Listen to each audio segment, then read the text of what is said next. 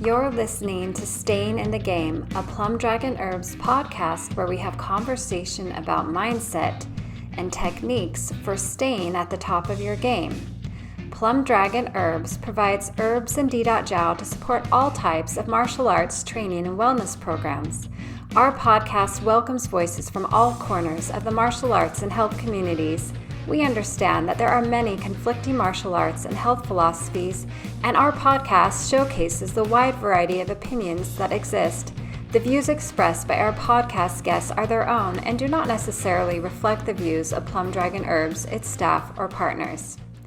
I'm your host, Janelle Leatherwood, and today I have the pleasure of speaking with martial artist Lindsey Wei. Welcome to our show, Lindsey Wei. We're excited to have you here with us. And I was just wondering if you could give an introduction and tell us about yourself. And I'm going to back you up maybe to the earlier years of your life and what led up to you becoming a martial artist in the first place. Yeah, thank you so much for having me on the podcast. It's an honor to be here.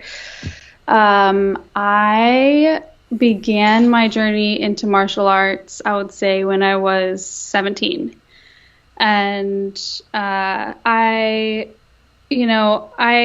had graduated high school, and I had been doing, I was really passionate about doing dance, choreography, and modern dance. And I knew that I loved movement arts.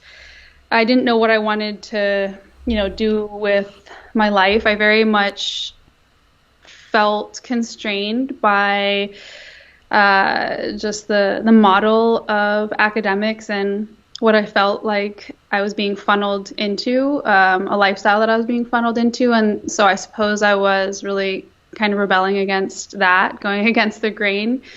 And I had, when I was 15 years old, I had gone on a school trip to China with my Chinese language class. And I had an experience in a temple in Beijing.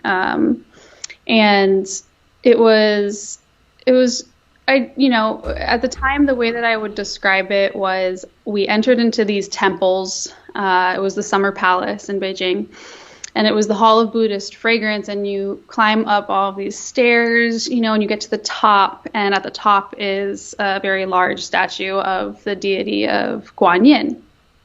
And so I was really struck by that imagery, getting to the top and being inside of this temple and seeing kind of all of the symbolism and feeling the presence of this deity, Guanyin. And something kind of happened inside of me, just thoughts were happening, and I went out onto the terrace and I was looking out over the forest slopes, and I had this feeling that I would be coming back to China and spending a long time in China on some, path of discovering what this feeling was all about. What are these deities? What are these temples? Something, was an awakening kind of. And so I didn't know that would be, only a few years later that I would make that choice to go back to China. But it was kind of like I, didn't know what to do with my life. I thought, okay, I'll just do I'll do a trip, like a year off kind of, life journey, and went to China to study at a sports university in Beijing, learn the Chinese language because I didn't learn Chinese growing up, but I'm half Chinese. And so I wanted to learn the language. And so I signed up for a program where you learn Chinese and also modern wushu. And so I started learning wushu, which is kind of like a modern version of the traditional arts of gong fu or kung fu.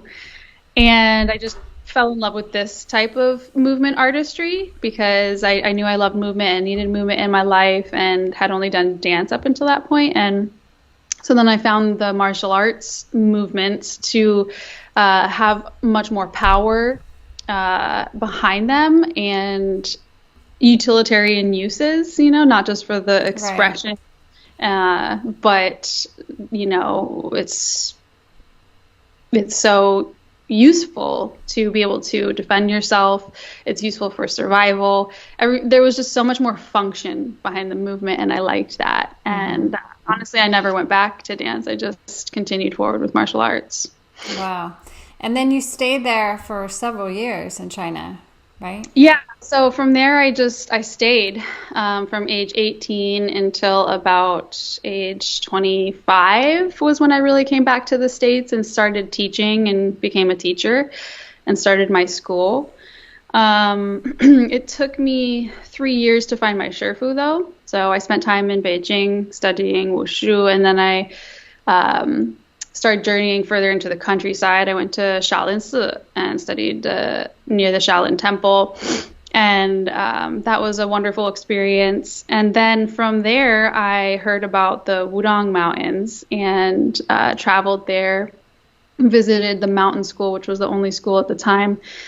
And now there's many, many schools in the Wudang Mountains, but at the time it was really just that one. And, that's when I knew this is the style that I really want to pursue. And so then, I put all my efforts into learning the Wudang Gong Fu. I started learning about Daoism. I spent a year at that school and then was able to, by chance, meet Li Shifu, who became, my lifelong Shifu. And from there, I spent all my time at the Five Immortals Temple on one of the peaks of the Wudang Mountain Range, which is called Baima Shan or Tianmafeng. Heavenly Horse Peak or White Horse Mountain is kind of the more local name. Mm-hmm. And so how did it seem to you, like coming from a Western culture and deciding to immerse yourself in like the Shaolin Temple experience, like, or let me restate that you are now in Wudang, on the mountain. And so what is that temple area called? So the Wudang Mountains and this particular temple is called the Five Immortals Temple, which is a very small remote temple dedicated to some local deities called the Five Immortals. Since it was a longer process, like it was 3 years before I found myself alone in this remote mountain temple, I had already kind of become acclimated to the culture in China. And I will say that learning the language for me unlocked a lot of my, I think genetics and what was in my bloodline, parts of myself that hadn't had a chance to come out yet. So now finding myself in the Chinese culture, speaking the Chinese language, interacting with a different kind of people, a lot of who I am started to come forth. And I felt very much at home in China. Yes, there were a lot of cultural differences that I had to adjust to. And then within the martial world, especially too, there's, and the Taoist world, there's all kinds of cultural etiquette things, and then when you're living in a temple, there's precepts and guidelines that you have to follow. So there's all kinds of differences in values of the Chinese, but also in Taoism and also in martial arts. So all of these things I was learning at that time, and it was, I think still a developmental phase of life, when you're 18 to 21 and, the mid-20s and everything. And so that was just part of my upbringing, I suppose, part of what formed who I am.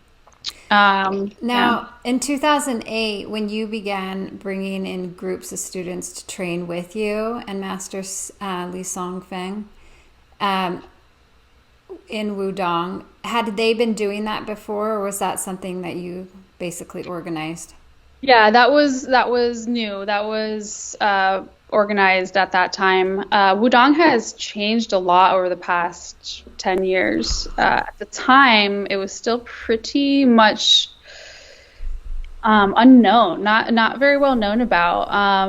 Not very many foreigners, Westerners. Li Shifu still to this day does not speak English, and he had met, some foreigners before, but he had never run, large, courses with, 10 to 20 foreigners at the temple prior to 2008. So it all started developing in 2008. And forgive me my pronunciation. So it's Li Shu Fu. Yeah, we all call him Li Shifu. He has many names. He has his birth name and his Taoist name, and okay, I said Li Songfeng. Yeah, that's okay. One of his names. Li Songfeng. Also sometimes goes by Du Xingde. Okay. But we just call him Li Shifu. Okay. So did that inspire you when you got to help train with students to think, maybe this is something I would like to do if I return to the States? Were you thinking about returning at that point? I think that it all just developed in that way. I don't know if it was more of, this is all that I know now. So this is what I have to offer. I've now been trained in these arts. I've been trained how to assist in teaching these arts. And now my path is to become a teacher myself and pass on this knowledge. And, I think with a lot of traditional arts, especially martial arts and Daoism, there's always this value of continuing to pass it along so that it can help others and that it doesn't, kind of go extinct, I guess, because it's not necessarily what is going to help you get ahead in our modern society. And so some of these ancestral arts, these traditions, they can be lost, as we move forward with technology and move forward in time. And so, to carry on the lineage of knowledge is intrinsic in some of the values. So it all just made sense that would be like what I continued to do. Yeah. Now, are you still taking annual trips back to Wudang? No, so I haven't been back for, I think, 3 or 4 years now. Mostly because of COVID and travel restrictions. I think I would have tried to go back by now for sure. I would really love to go back as soon as things open up, if they open up. But I did try to always go back once a year to reconnect, check in with Shifu, help out with the programs. Now everything has changed in the past 2 years because of the pandemic, but prior to COVID, the courses were functioning without me, had been functioning without me for many years. Different senior students became translators, ran the program. So because my life kind of started taking me in my own direction where I couldn't always be present in China. Yeah. So tell us about when did you come back to the United States and what you've been doing since? I know that you've authored at least 2 different books, and I'd love to hear about those, and that you're running an immersion camp based on the Taoist principles. So if you want to share some of the highlights of that journey, that would be great. Yeah, so I came back to the States. I had an invitation to be an instructor at an Aikido dojo that was kind of teaching different traditional styles of non-competitive arts. So we had Aikido, Capoeira, Jiu-Jitsu, Burmese boxing style called Bondo. We hosted instructors from Russian Sistema, all different styles of martial arts. And so I taught there for many years, and that was my kind of exposure into martial arts in America or martial arts in the West, because everything that I had experienced up until that point was very much in China, in that culture. So I learned a lot. I started cross training, learning about other styles, developing relations with other martial artists and colleagues, teaching seminars, teaching drop-in classes, weekly classes. I kind of fell into this model that already existed of, you teach at a studio and drop-in classes, weekly, monthly memberships, all of that. And I really never, ever liked that. It, to me, was so different than what my experience had been. My experience had been, immersive. So every day training 8 hours a day in these wushu schools and martial academies in China. And then finally, a very unique master disciple alone on the mountain context where it was all based in self-discipline. So every day training by myself, everything was self-motivated. I had to ask questions in order to learn more. I had to, prove myself, prove my worth, and prove my dedication in order to learn more. So very traditional. So it was very strange for me to teach this kind of hobby style drop-in class, inconsistent way. So for many years, it's basically been a journey to redesign, going back towards what I know, which is this immersion in wilderness areas, in the mountains, because to be able to connect to nature and observe the sun, the moon, the stars, this is all an integral part of understanding Daoism, and therefore understanding the Wudang Gongfu, because they developed together. So now I've slowly, over the years, developed these immersive courses and finding different, pieces of property to run these camps on. And so students come, I've done different renditions of them over the years. They've gotten shorter and shorter. They started with, it was like a 4-month program, and then it was a 2-month program, and then a 6-week program. And now this past summer I did 2 3-week programs separate. But essentially you come, you camp out. We're in these remote settings on the landscape. You're just, you pack in your food, you cook for yourself. We train outdoors. And we wake up before dawn, do our standing meditation, qigong. We have breakfast, and we train again at mid-morning training, doing kung fu basics and more physical things. Then we break for lunch and rest, and then we come back together for an afternoon training session. Sometimes that's weapons and forms. And then dinner, and then meditation in the evening, seated meditation in the evening. Sometimes we do lectures to talk about, different topics that are more kind of, you have to take notes and learn concepts and things like that. But for the most part, we're really getting a lot of exercise every day, a lot of training in, and it's this schedule, this rhythm, this lifestyle that I feel is, intrinsic to developing the spirit behind the art.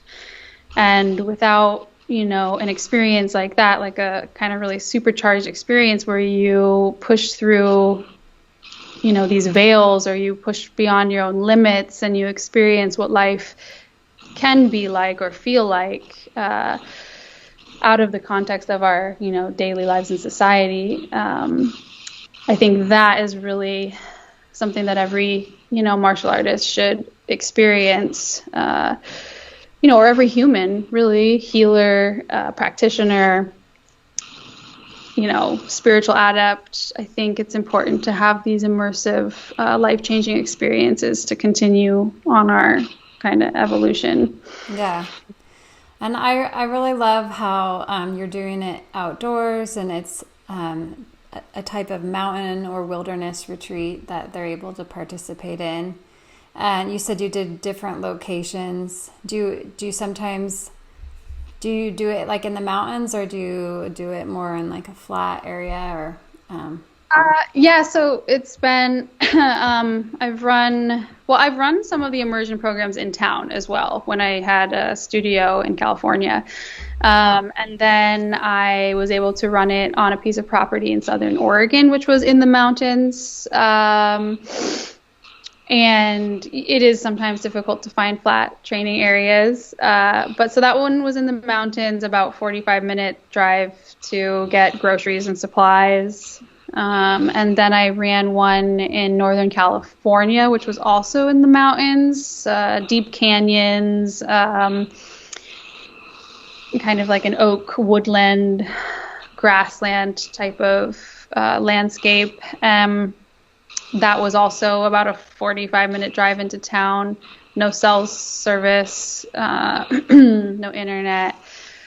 And then, this past year, I had, it had always been my dream to have my own piece of property so that I could design it, design the energy of the landscape in the way that would be suitable for a school and for cultivation and training and all these things, and create that type of space. And so I finally found a piece of property, and that was in the high desert of South Central Oregon, outside of Klamath Falls, east of the Cascades. So very beautiful landscape. I fell in love with this landscape at about 5,000 feet elevation. But even at that high elevation, this particular desert landscape, predominantly pine forest, very flat. So that was nice.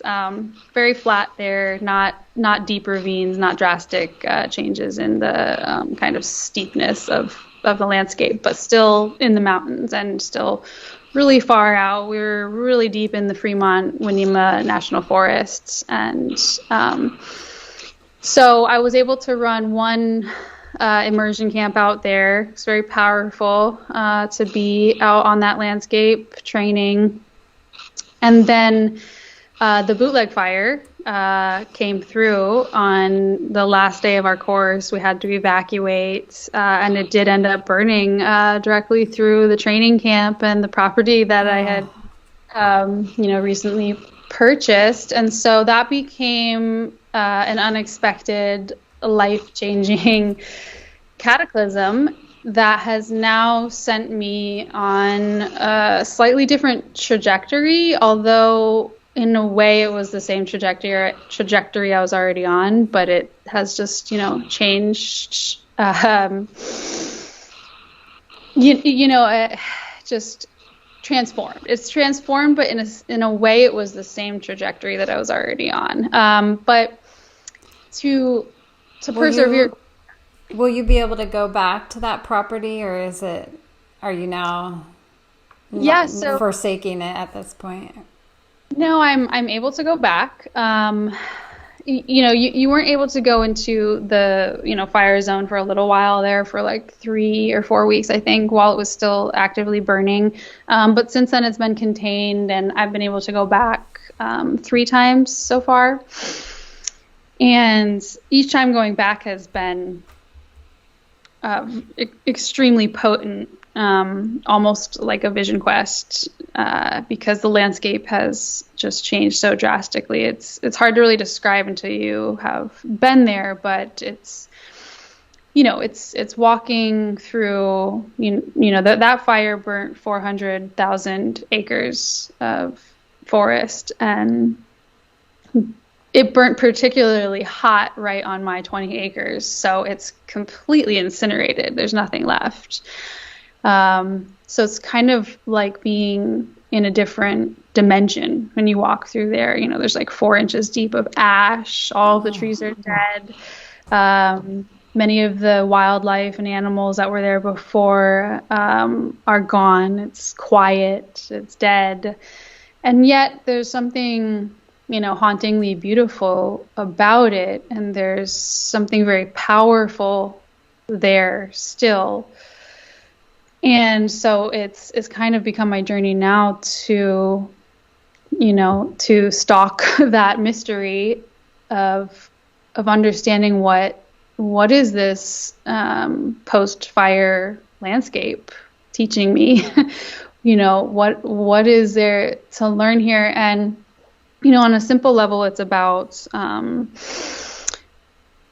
caretaking the land and making sure that I'm doing my part to plant seeds and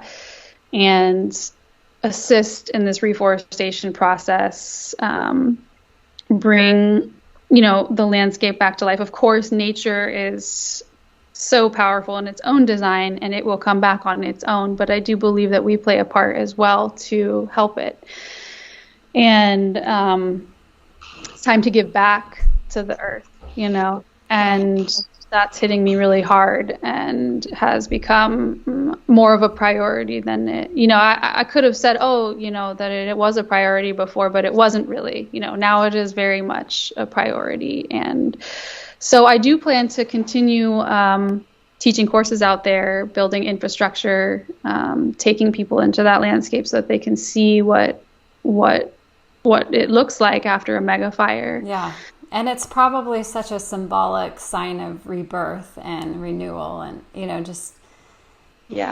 what an analogy or an example of letting our past stay behind us and bringing in new life.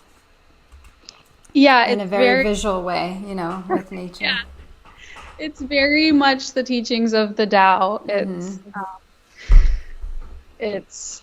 It's very paradoxical. It challenges attachments to our expectations of something even just being alive and thriving, an attachment to wanting something to be alive, or a preference for it to be some way. And, in Daoism, we learn to accept our life destiny. So this has been kind of a process of just accepting what happened, and moving forward through that. And by doing that, I think a very powerful treasure. It's a blessing, really, but one could miss that blessing based on how we perceive it. How are you supposed to experience emotions in Taoism? Like, are you supposed to let them come and fill them out and kind of let them roll through you? Or is there any suppression that's supposed to happen? Well, that's an interesting question. I think in martial arts and religion, there is a lot of hidden suppression that is inevitable. Because a lot of the time in martial arts, you can't stop and feel something in the moment. You have to keep moving. And so there is that hardness, I think, in a lot of martial artists of being able to compartmentalize their emotions. And then in Taoism, there is kind of a notion of learning to find neutrality in your life, where you're less and less affected by things on an emotional level, and you maintain a neutrality. That is, I don't think something that I have fully developed yet. I think that is a lifelong path. I think it's important to feel our emotions and allow them to cycle through the 5 element phases, so that they don't become trapped inside of our body. And, I think that the emotion that comes up when a landscape is wiped out by a fire is grief. It's been, vast amounts of grief that feel, personal to me, but also completely impersonal to me, because this is our earth that we all live on. It affects all of us. And just the hugeness of how much life was lost, although it wasn't human life and it wasn't, physical structures that were necessarily lost. On my end, of course, some people did lose their homes and their ranches, but it's about, the landscape, the ecosystem, the death of all of those trees. And yes, we know that they will come back and that they lay dormant in seed form underground. But at the same time, there was certain death did occur. And so grief has been, the emotion, I suppose, that has really come up. And there's, deep pools of it in our group consciousness and, inside of each of us. And I think it's important to feel that. And so, but in Daoism, I think eventually there's this idea that through cultivation, you would be less and less affected by the emotions, and you would become, this brightness that it sees beyond good and bad, fortune, misfortune. It accepts everything that comes your way and, just surrenders to it. Because of a greater perspective? Yeah, I think because of an undoing of our notions of, just everything we cling to, even just life and death itself. Okay. So maybe letting go and seeing what's really important allows us to get to a place of neutrality about what we've lost, maybe? I suppose it's the ultimate idea would be to be like nature itself. So nature itself, the fire itself, rages through, and that's part of nature. And the death of this whole landscape is part of nature. And it's not, it holds no preference. It just is. And that is the Tao. So what comes after the grief and the death? How does the healing begin? For me, it was, through having knowledge on how to move forward and have hope. So, actually what happened for me is I felt very lost in the grief, and I didn't feel like I had the knowledge of how to move forward to restore this landscape. And so then I was put in contact with a person named Michael Ridge, who is a wild tender who has devoted his life to being nomadic on horseback, gathering seed of native plants, first food plants, and helping plant those seeds around the landscape. And what was great about this individual is that he lives in that same region where this fire burnt through my land, and so he knows the local flora and fauna very well. And so to have him come out to the land, walk the land with us, I took my 9 students who were just at this past immersion camp that just finished, and we walked the landscape and we gathered seed and we spread that seed.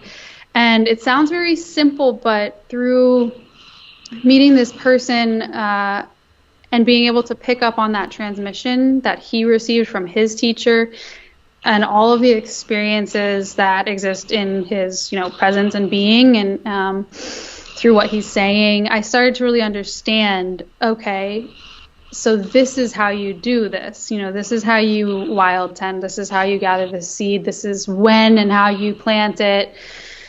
And so it started to all make sense to me. And to me, that was the next step of hope to bring me out of that kind of vague, indescribable loss, feeling lost. So I think that hope and...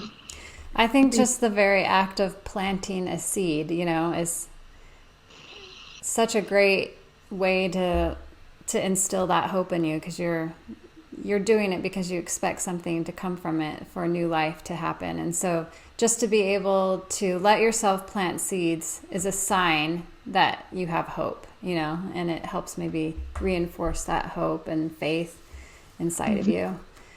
Yeah. Now, have you learned some of these principles and shared them in the books that you've written? I was looking, so you first wrote The Valley Spirit, And then The Path of the Spiritual Warrior, which are both on Amazon and on your... Can you also get them through your website? Yeah, you can. You can get the Valley Spirit direct through my website. Path of the Spiritual Warrior you can get on Amazon or direct from the publisher, Purple Cloud Press. Mm-hmm. So what are some of like the key themes from those two books? Yeah, well, so The Valley Spirit is a personal memoir about my time spent in the Wudang Mountains with Li Shifu, from the age of, basically the timeline of that book is age 18 to 24. Mm-hmm. And I think that for sure there are a lot of Taoist values, martial values inside of that book. Also, what it is to be a young woman on a spiritual path or a martial path. It was very much a coming of age story for me, looking back on it now. And whereas Path of the Spiritual Warrior, I wrote last year and journeyed to Thailand to essentially, that book is about the life and teachings of Pedro Villalobos. And I had met Pedro, he's a martial brother, through Li Shifu actually, because Pedro was on a journey to learn from other masters in the four directions. He spent most of his time learning Muay Thai in Thailand, but he sought out other teachers for different aspects of, what makes him who he is now. And he had found Li Shifu. He had had a dream about a white horse, and then was seeking, this Chinese master, and found us on the temple and everything. And so that's how I met Pedro. Later, my other martial brother, who runs a publishing company, asked me to write a book about Pedro's life and teachings. And so I went to Thailand and learned from him, and kind of just did my best to represent and record and transcribe his words and teachings. So I'd say both books are really, well described as it's about the path of the spiritual warrior. It's about what it means to be a warrior or a martial artist on a full spectrum of all of who you are, your life path, your values, your experience in combat, and also the internal aspect of being a warrior, because really most importantly in our day and age, since we're not really fighting for our survival, it's this battle is really within, inside of ourselves, in our mind, between our ego self and our true self, or our spirit mind. Yeah. I'm sure it was frustrating when you first came back to the States and started teaching, like you said, the hobbyists and the smaller classes, that getting into the internal martial arts was probably more difficult, would you say, than being able to do that in these immersion programs?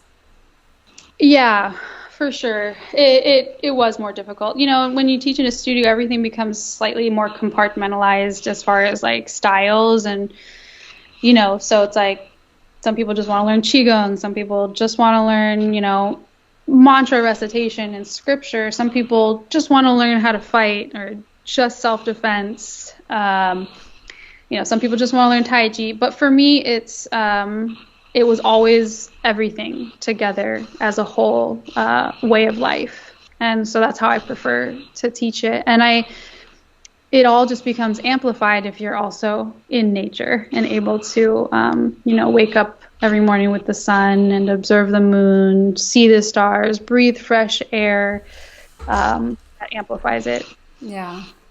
Now, something that I read on your website that I really like is that you also teach students how they can return to daily life with, keeping some of the teachings that they learned in your program, but then also applying it to daily life. Yeah, I think, all of these arts, of course, too, are good for anyone and any level of commitment. I think we all need movement in our bodies in order to stay healthy. I think we we all can benefit from just a little bit of seated meditation every day, just like we need to sleep at night in order to restore and have rest. Seated meditation is its own different way of resting and restoring. So I think that there's so many levels, to which you can benefit from these arts. And over the past 2 years of the pandemic and starting to teach online Zoom classes more, I felt like that was really good to reach more people in their daily lives, So instead of removing them from their daily lives, we're kind of infusing these arts into their homes through the screen. And so that is part of it too, just finding little moments every day to train just a little bit, if that's all you can do. Mm-hmm.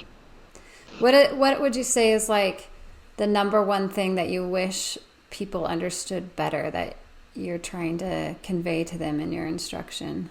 It would probably, I think that what I find lacking in most people is just a perseverance and kind of ferocity in pursuing these things that are important to us. But I think that that's really just me, that's just my personality. I think that's, it's a common trait of a martial artist to be very, single-minded and focused. And, if people can understand that it is a full, life spectrum, that's important.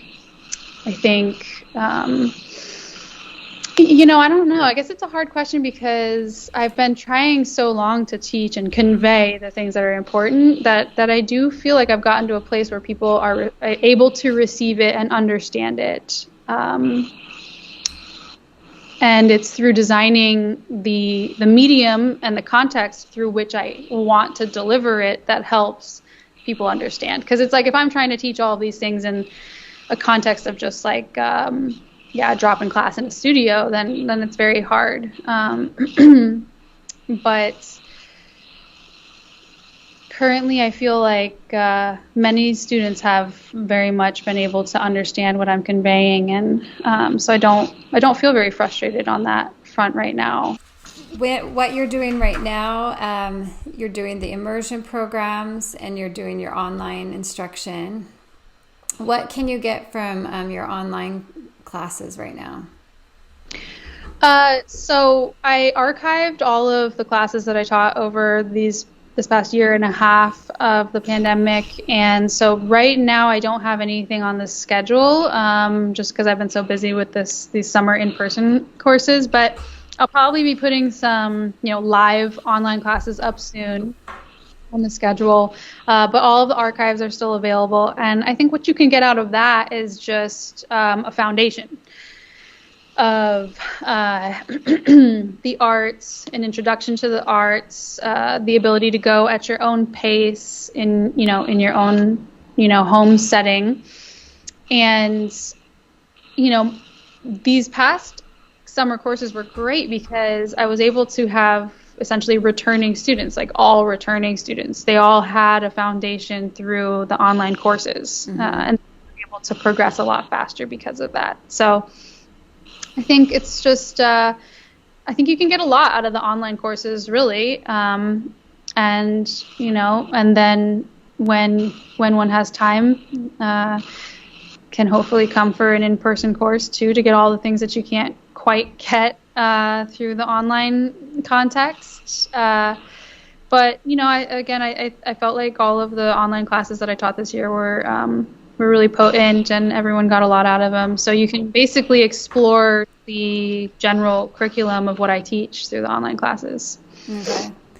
All right. Well, do you have anything else that you wanted to share before we wrap up, or either things that you have coming on the horizon, or any advice that you typically give to people?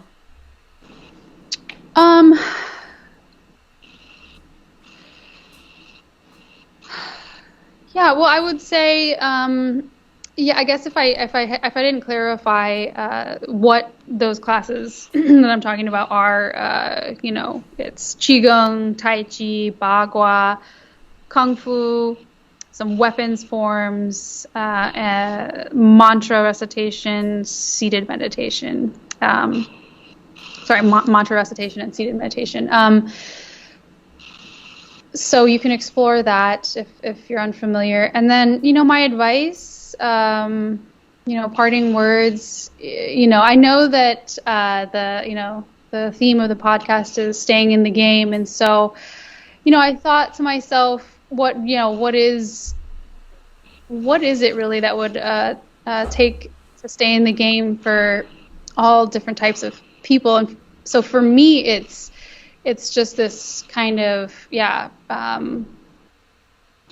willingness to stay focused and keep going. It's also a habit that's been formed through my experience of all these, kung fu schools and regiments and daily practices have trained me to have my own. It's as if my own nature is to, push through hardship, endure, what we call bitterness, but these are just life lessons, that shape us and, give us wisdom.